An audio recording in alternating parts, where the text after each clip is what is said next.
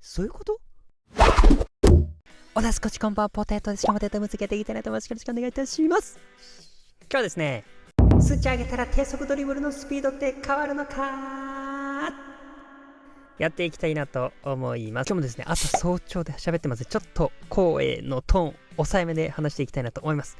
ということで今日はですね、素朴な疑問シリーズになっていくんですけども、今までね、ダッシュ系っていうのをやってきたんですけど、低速ってあんまやってないなと思ってやってこようかなと思います。以前ですね、低速ドリブルでここでね、結構変わるかなってことも分かってきたので、第2弾的なね、ところでやっていきたいなと思います。直接これでどうこうとかじゃないかもしれないんですけど、仕様の糸口が見えればなと思ってやっていきたいなと思います。はい、検証方法ですね。検証方法は iPhone に動きを記憶させて検証していきます。1秒間60個までやっていきます。ペナルティエリアからハーフラインまでですね。ここの、時間ですね、測っていきたいなと思います。使っていく選手はこのラームを使っていきます。ラームである必要はね、ないとかね、言わないで。俺だってね、ラーム使いたいから。でもね、真面目な話をしていくと、ドリブルとかスピードですね。これどっちも高くできるっていうのは、成長次第でね、どっちも高くできるっていうのは大事かなというので、このラームを使っていきたいなと思います。まずは初期値からやっていきます。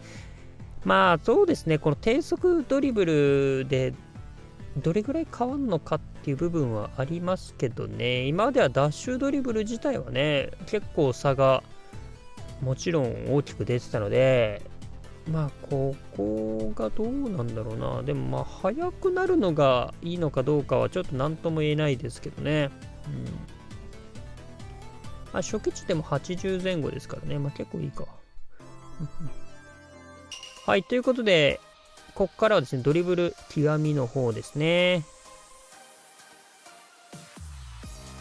ドリブル、ダッシュ測定の時はですね、ドリブル上げることでかなりドリブルスピード速くなったんですよね。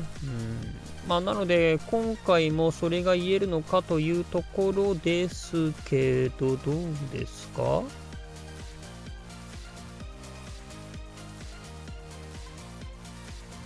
ほう。はい、ということで見ていただきました。これ遅くなってない。初期値が8秒53とか54だったと思うんで、ドリブル極みの方がですね、2から3コマぐらい遅くなってる。面白くなってきましたね。面白くなってきましたね。ということはですよ、逆に、スピード上げたらどうなるんだというところ気になりますよね。ちょっとやってきました。さあ、ここからですね、スピード極みの方ですね。先ほど初期値とドリブルではですね、3コマぐらい違いが出たというところになってきますけど、ダッシュドリブルの時はね、スピード極み、スピード上げれば上げるほどですね、速くはなっていくっていうのはね、もちろんあったわけなんですけど、こっちはどうかな、8秒、初期値が8秒53でしたよね、53、54ぐらいでしたよね。はい、なるほど。はい、ということで見ていただきました。初期値とスピード極み、ここはですね、同じ。なので、ここまでで言うと、スピシン自体は低速ドリブルの速さには関係ないよということは一つ分かりましたよね。ということはですね、ドリブルの中の何かが原因で遅くなっているということですね。ということで、今回ですね、詳しくそこ掘り下げて見てきましたので、やっていきましょう。まずですね、ここ2つ比べたんですけど、このね、ボール触れた瞬間ですね、ここをちょっとピンポイントで合わせてみました。で、このまま進めていくと、こう分かりますか？これ。ちょっとずつですね、ドリブル極み、下の方がですね、遅れてきてるの分かりますか？ちょっとずつ遅れてきてるんですよ。これやばくない？いや、これこれ結構テンション上がっちゃうな。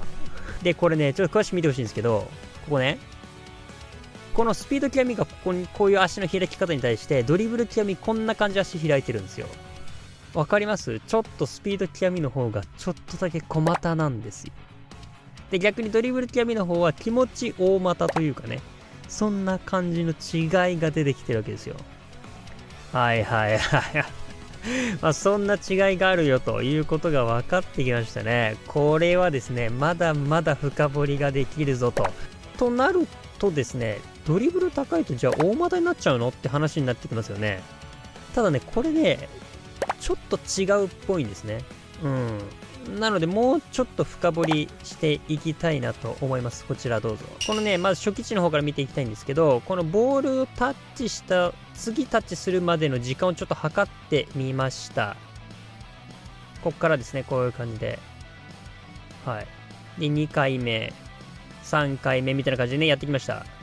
はい、こんな形になりましたよと。ということで、3コマ程度の差があるわけですよね。1回タッチのするまでのところに。もちろんスピード極みでも同じ結果でした。で、これに対して、じゃあドリブル極み見ていきます。2回目。はい、3回目。ということですね。これ差はほぼ1。まあ、てかほぼ0でしたかね。そんな感じでしたね。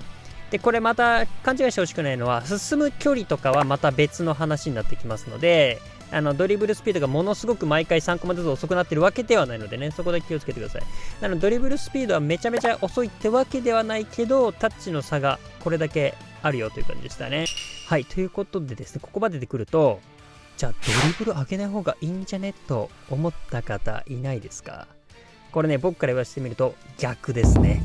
むしろ逆かなと僕は思いました。というのも大きく分けて2つ理由があるかなと思います。まず低速ドリブルは速いだけが正義じゃないよということ。そしてもう一つは安定しているということは再現性が非常に高いということが言えるかなと思います。1つ目から説明していくと、低速ドリブルは速いだけが正義じゃない。こちらに関しては緩急の差がつけやすいということになります。なので遅ければ遅いほどダッシュドリブルの強みが出てくるということですね。ということにもなります。まあ、ただしかもぶっちゃけですね、ほぼ変わんないレベルです。ハーフライン分低速ドリブルで走って3コマなので、ほぼ変わんないレベルなので、そこはそんな気にしなくていいかなって気がしています。で、あとはですね、安定性。